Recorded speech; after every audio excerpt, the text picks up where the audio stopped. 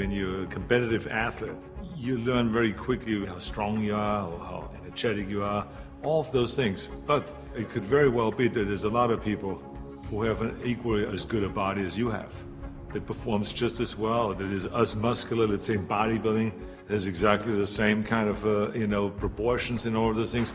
So the question really is what puts you over the top? It is the mind that really creates the body. It's the mind that makes you really work out the 4 or 5 hours a day. It is the mind that visualizes of what the body ought to look like as the finished product.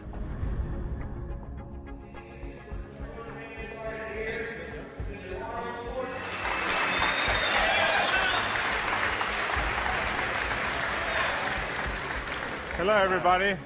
For the last 2 years, I've been doing exhibitions like this all over California in various institutions and prisons and hospitals and so on. And I've been having a great time, and it's a very satisfying thing for me to do, to spend one day every month to come to one of those places and to help the guys with their training and so on. When I used to do seminars on how to become a champion, I would always ask people, why do you want to be a champion? Or what do you want to accomplish? Why are you training? And they will, if a guy will get up and he will say, well, I want to train because I think that if I get muscular and I feel like I'm getting the kind of definition, then I maybe can enter a bodybuilding competition. I said, sit down. I said, if you think this way, you're going to be a loser. You're never going to make it because there's no maybe. You got to get up and say, I want to be a champion. And I do whatever it takes. The amount of hours it takes, the posing, the this, the that, the visualization, looking at training footage, looking at motivational books, reading this, reading, whatever it takes, I would do. That's the answer I want to hear from you. You can detect right away those that are going to be shaky and that will fall behind and they will not go all the way, and those that are very hungry. And that hunger you have to develop because you have to create a goal for yourself, whatever that may be, a short-term goal and a long-term goal, and you got to go after that. And if you do not see it, and if you do not believe it, who else will? The body is very important, but the mind is more important than the body. You have to visualize what that body ought to look like in order to make it win, because that's what creates then the will that you need to go to the gym every day. The will that makes you go into the 4 reps, the will that makes you go beyond when you do your 500-pound reps in the squats and you can't do another rep and your body is shaking. It's the will that makes you go one more time down and struggle up one more time. And so it's all of this, so the mental aspect that motivates you and that makes the difference between you being in the gym full of joy and looking forward to doing that extra rep and looking forward to doing those extra 100 reps in the sit-ups and working past the pain barriers. That all is the mind. That's not the body. So this is why I think the body is very important, but the mind is more important than the body.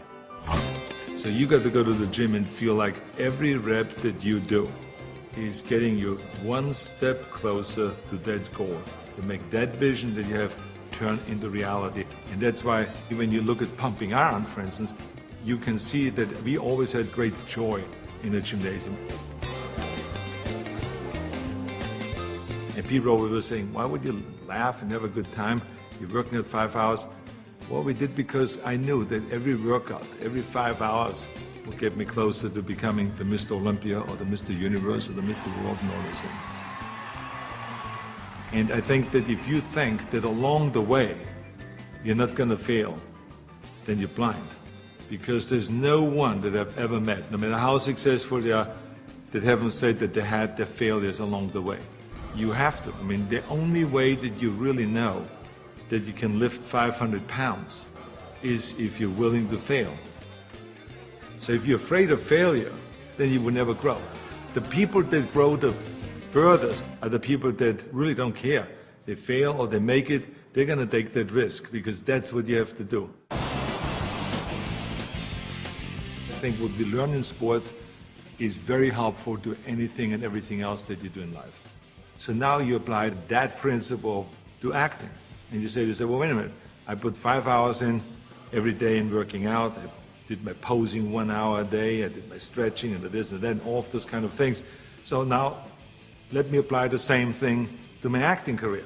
Let's go to acting class every day. Let's go and work on the accent, the same amount of time, with the same will, and let's visualize what am I shooting for? Okay, I want to be another Clint Eastwood. I want to be another John Wayne. I want to be another Kirk Douglas, all those great heroes that I admired as a kid. So that's what I'm going after. And that same principle works, even though there's so many people around that say, no, you will never make it because you have an accent, your body is too big, and your name Schnitzel or whatever, who can pronounce that?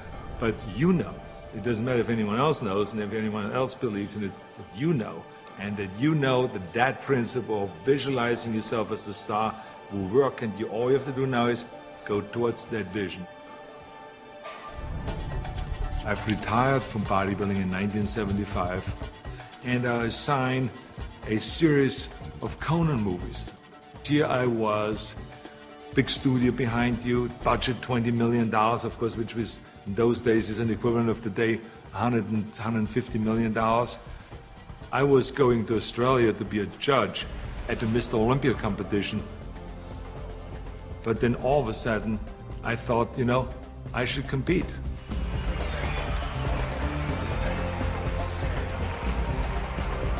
I think the competitors felt very disappointed.